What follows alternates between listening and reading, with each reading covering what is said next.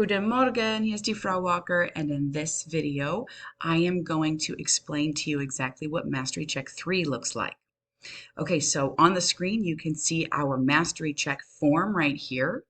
The things that you're going to need to do for this are just like the normal Mastery Check 3 Google form.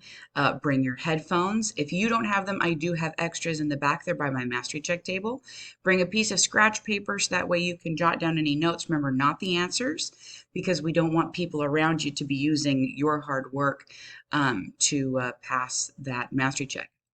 Open up the Google form. It is locked, so if for some reason you can't get into it there in the class, you're just going to have to say, hey, Fred Walker, will you please open the Mastery Check form? And when you take it, if for some reason you don't happen to get a 21 out of 23, then you can go through your feedback first. Make sure that you've got your notes down in your head, that you've done some good practice in the packet, and then you can come back and revise by asking me to delete your previous answers so that way you can give it another try.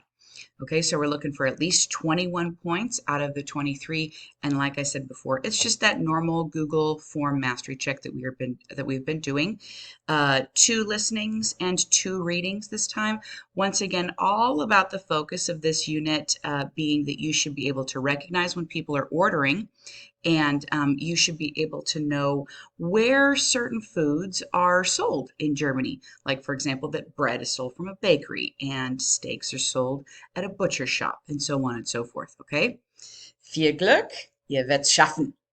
Auf Wiedersehen. Tschüssi.